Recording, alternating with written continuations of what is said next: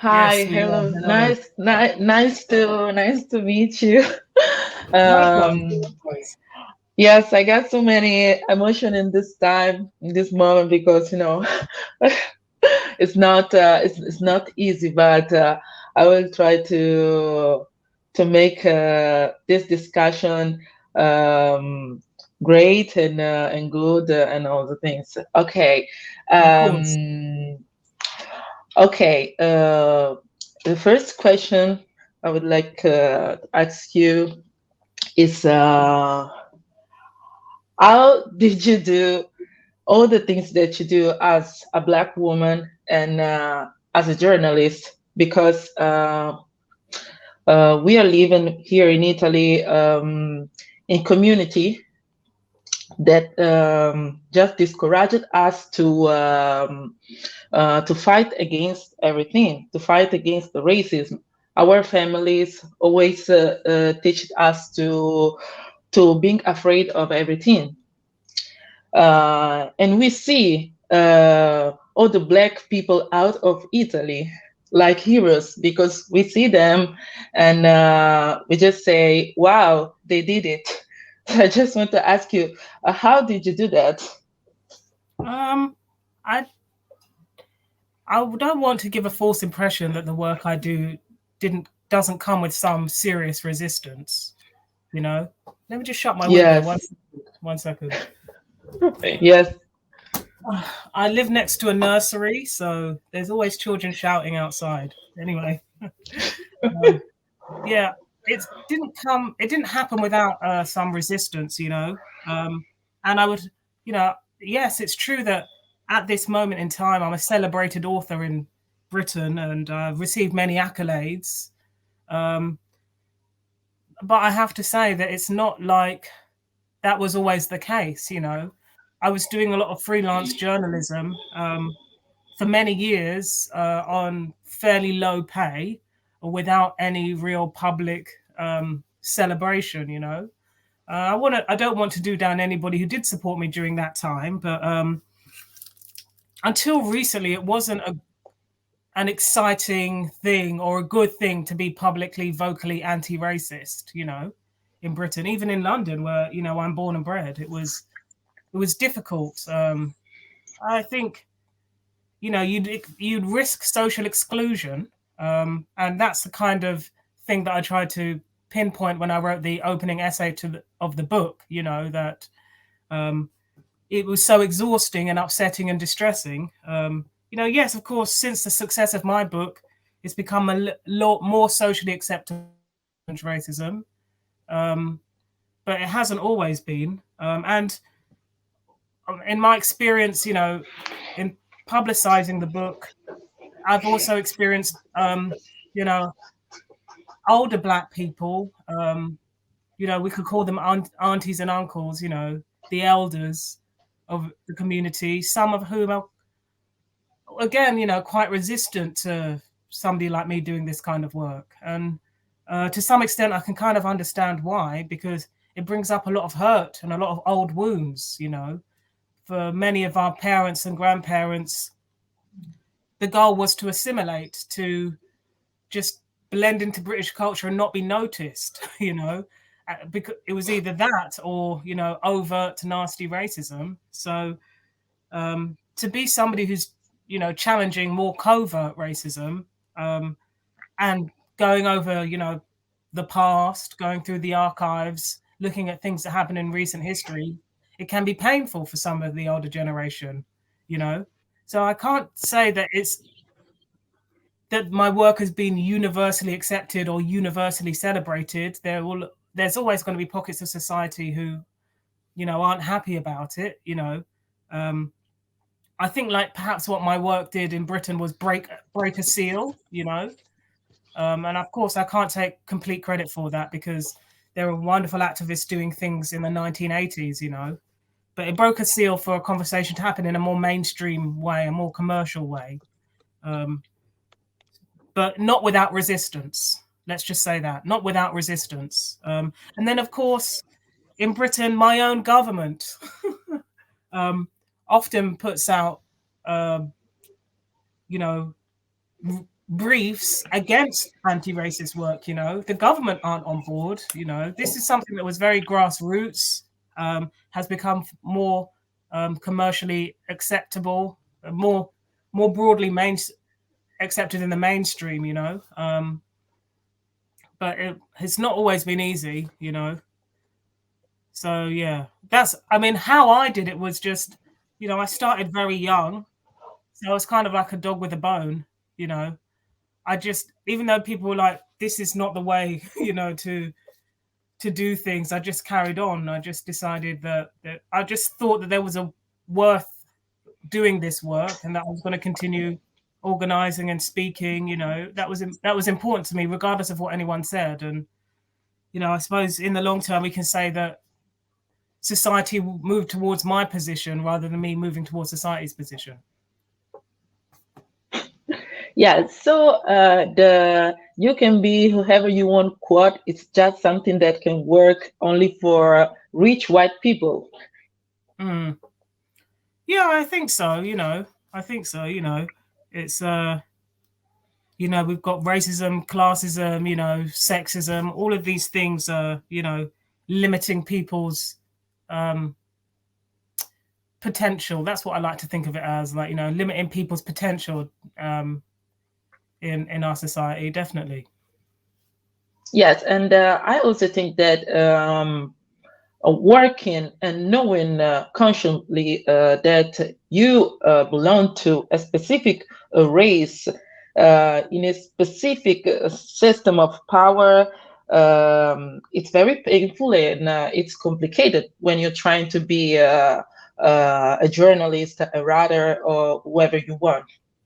Yeah, I mean, one of the things that I sort of try to get across in the book is that, it's also something that's externally imposed. It's imposed on you, because these constructions of like race are born directly out of colonialism, and they're basically constructions of colonialism to justify things like slavery and invading people's countries, and so we're born into the legacy of that, right? And there was a time in my life when I wanted to be like, I just don't want this to apply to me. But unfortunately, a social meaning applies to us whether we want it to or not. I don't know if that makes sense, right? So it's externally imposed on you. You might be a writer or journalist who, yes, of course, being Black informs like your perspective and your writing, but you're constantly having it imposed on you that you should only write about racism, So what I kind of think about it, like, it's like a bit of a straitjacket. Do you know what I mean? Like, in the way it limits people's lives, like racism limits people's lives, limits people's potential. It's a straitjacket in that way. So we can say that the racism is a whole big limitation for the life of everyone who is not Black, or who is not white. I'm sorry. Yeah, I think so. And to some extent, I think it limits white people's lives as well. It limits their imaginations, limits their potential to connect with other people in an authentic way. White privilege certainly does that. Yes. In Italy, the Black Italian literature is carried out by females. And there is an incredible number of talented writers, and most of all are very young. And Black women can write about the Italian society from a peculiar point of view, which is Italian too. However, the topics covered by us is systematically treated like activism against racism and not literature. And it seems like writing about life, love, and family, and even death under the racism is not enough for being considered 100% a writer.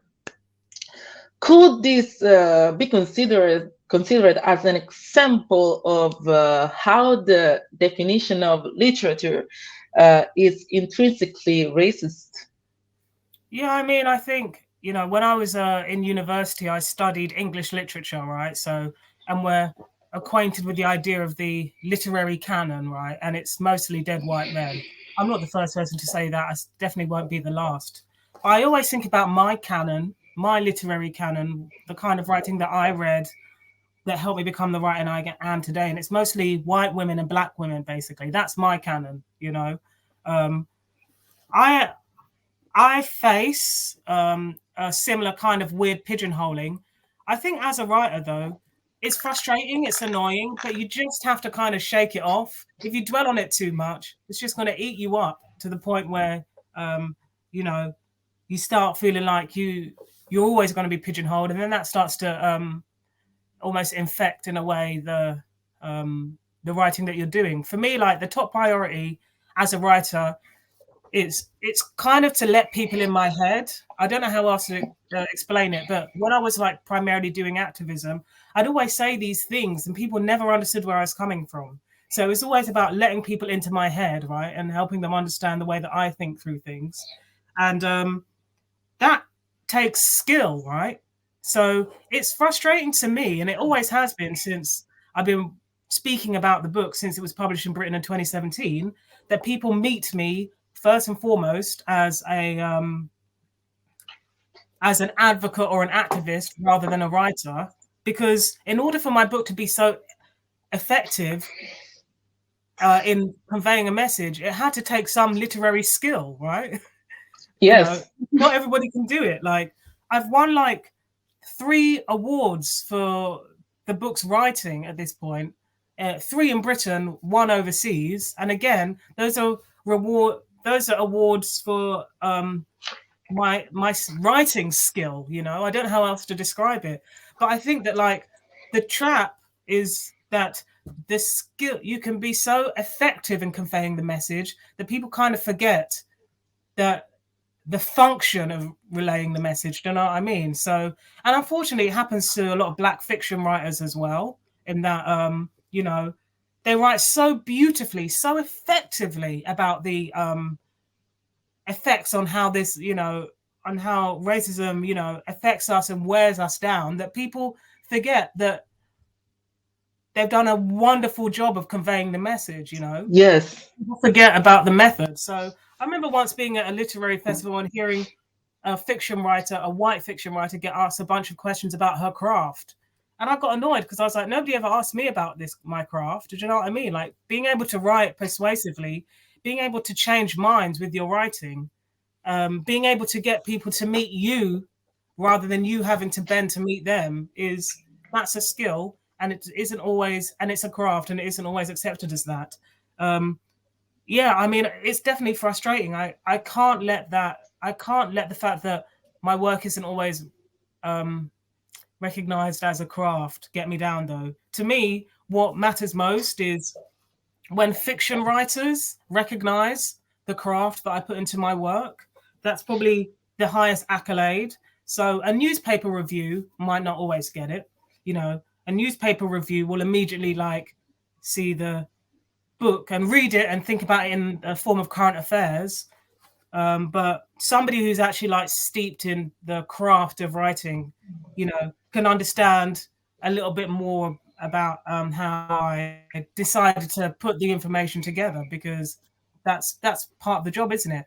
So the fiction writer David Chariandy, who he's Canadian, and he wrote a book that I consider one of my favorite fiction books. It's called Brother. It's a very slim book, but the writing just absolutely blows you away. I remember meeting him once when he was visiting London, and he said he really liked the narrative arc of the book. And I was like, thank goodness. Finally, somebody's recognizing, you know, that I was trying to like, part of my job here as a writer was, you know, it was narration, it was storytelling, you know. So yeah, it's always going to be frustrating. But I say, I personally just get my accolades for that where I can. And you know, the book's also won awards, like writing awards, literary awards. So I have to assume that it was the judging panel of those awards considered it to be well done, right? Yes. Yes, and I know it's It's an hard, very hard journey.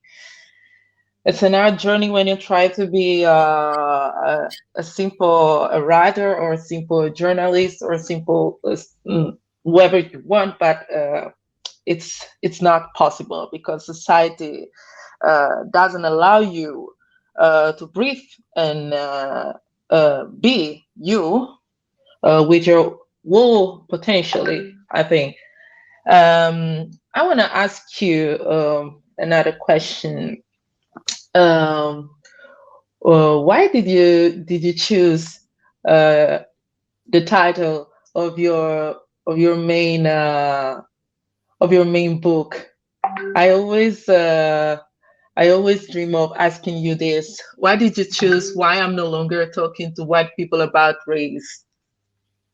Because that's really how I felt at the time, when I was writing the piece. You know, the first piece of You writing were the tired. book. I was sick of it. I don't know how else to describe it. Like yesterday, I was talking to somebody, and they're like, you know, we were reflecting on the book success, and they're like, well, obviously, yeah, you know, the title was provocative, and I was like, I guess I understand that people perceive it that way, but for me, the title was authentic. That's how I felt. You know, it was a level of honesty that I think is shocking to people, but that's how I felt at the time. And I can't be living life lying to people about how I feel. You know, I either have to say the truth or I'll just say nothing at all. You know, so that's really how I felt at the time. It wasn't written to be provocative or to get attention. You know, one thing I can say is that I came from a kind of like activist background where we'd have these conversations often, so it's more normalized for me than for a broader society. But that's truly how I felt, and I think in that first excerpt of writing, you know, that starts the book, you can tell that I was utterly exhausted. I was tired. You know, I'd had enough, and I was trying to convey how much I was sick of having the same cyclical conversation. And unfortunately, I think a lot of people have had that feeling. A lot of people have had that feeling that this is not good for me to keep trying to convince people that racism exists. It's not healthy for me. It's actually eroding my mental health, you know? So I Yes. understand people perceive it as something that was like, oh, provocative or to try and catch attention, but that's not really why I did it. It was really my authentic feeling at the time was I can't do this anymore, you know? I have to give up, you know? And I think as a book title, you know, it's a title that suggests an explanation, right? It begins with the word why. It invites people to hear an explanation if they so choose. You know, it's always going to be interesting to me how, you know, as a non-fiction writer, it's really important for me to be as clear as possible, clear and direct as possible, to have utter clarity. And I think that comes across in the writing. And so it's always interesting to me when I write one thing and people come away with a wildly different interpretation. Some of them think it says death to the white man, you know. That's not what the title says. I don't know why they're reading that, because that's not what I wrote, you know.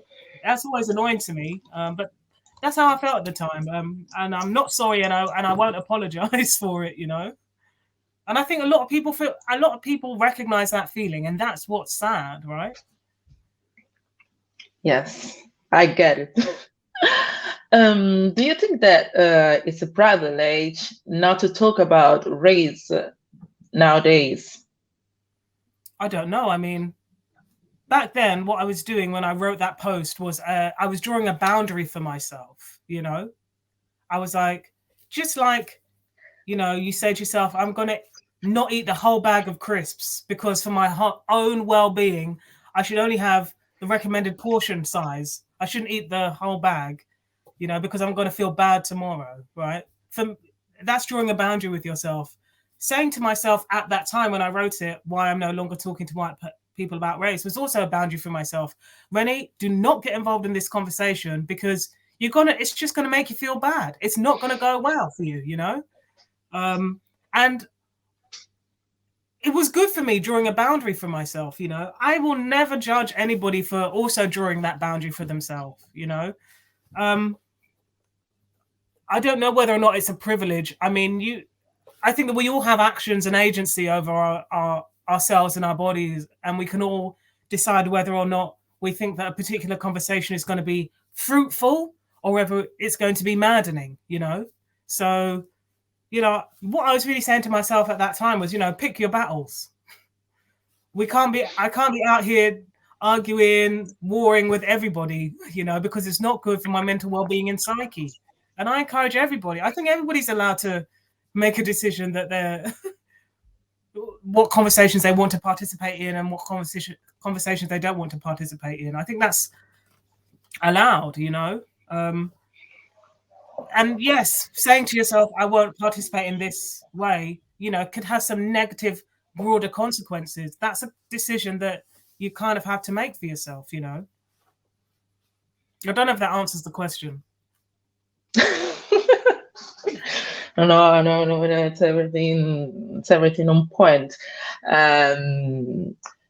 Sometimes I think that when I saw people saying I see no colors, it's also a kind of privilege, and it's the kind of privilege I was talking to.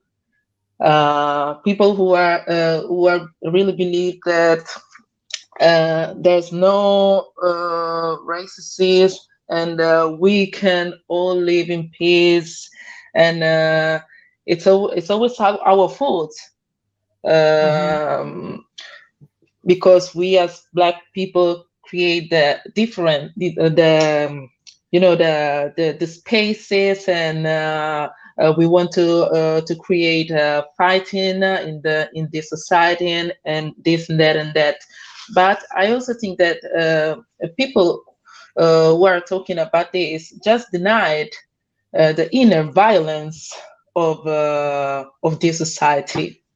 I mean, one thing I'll say is that people have said to me, since the book became successful, oh, well, it's all right for you, Reni.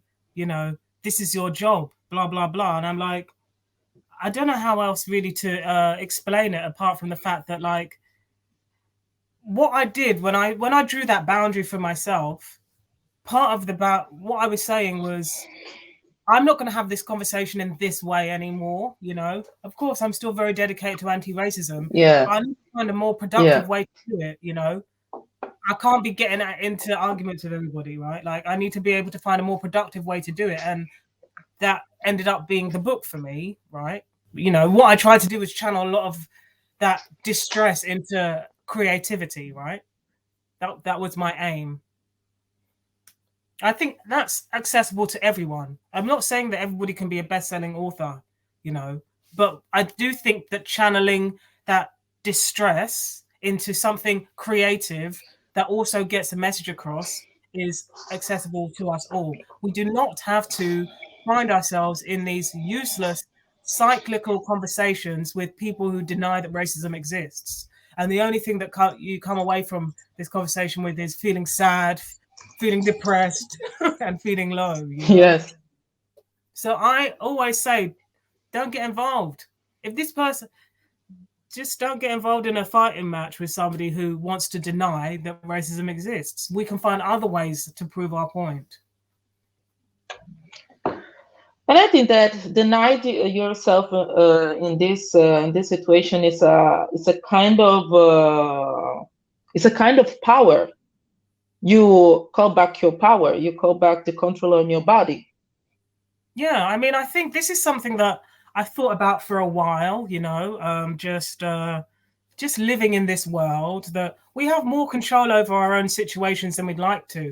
We don't always have to be reacting to things all the time. We can respond, we can withdraw, we can think, we can respond, That's what I try to think about, because there's a lot of things that's out of our control in this world. We vote for politicians and they ignore our mandate, or the other person gets in and they're horrible. We've got climate change. There's a lot of insurmountable things happening in this world. It feels that we don't have much control over, but we do have control over our own actions.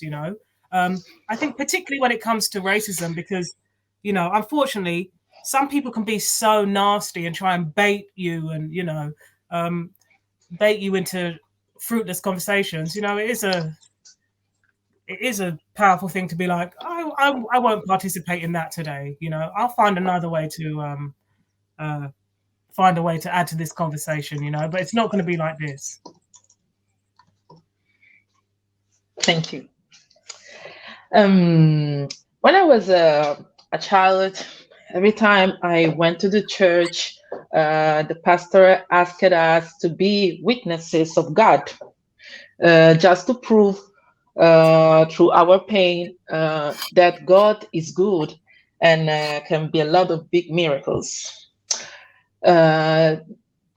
Today in Italy, the public opinion is hunting for Black pain every time in every place.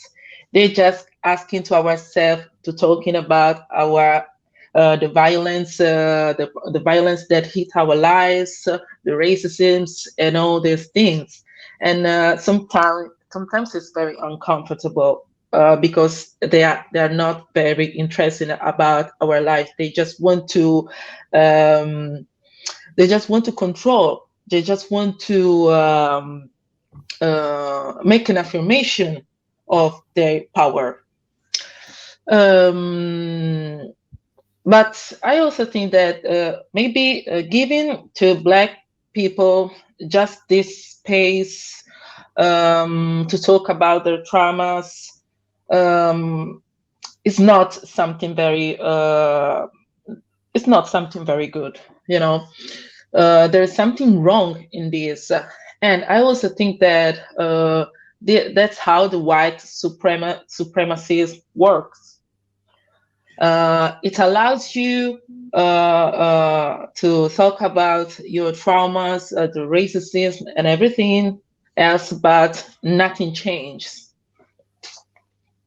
I mean, if you've read my book, I hope you don't think that it focuses too much on trauma. I mean, I did an interview the other day with a woman who she was like, okay, what I want you to do when we start this interview is just tell us about the most awful thing that's happened to you in a workplace. And I was like, I'm not going to do that. Like, my book is not a memoir. It's not even really about me, you know, like what I will do is give people the stats, right? So as a person who primarily comes from a journalism background, but broader than that, I've always been interested in like the big picture. Do you know what I mean? Like, so if you're a journalist and you're writing a feature about something that's happening in society, like part of your job is to go away and look at the numbers. Like, coronavirus is a great example of this, actually. Every day we're subjected to data and statistics about the amount of people who have got a coronavirus vaccination, you know, the amount of people who've caught coronavirus, the amount of people who've died from coronavirus, the big picture numbers, right? So for me, what's more important than my own personal story or own personal trauma is what are the big picture numbers saying? Like, what are the broad trends saying, you know? And so, you know, stories about bad things that have happened to Black people are important for, you know, I think historical context, right? But today, like for historical context, but I think what's as or equally important is, you know, what does the big picture numbers say about how a Black person's life in our society fares against a white person who's almost equivalent, you know?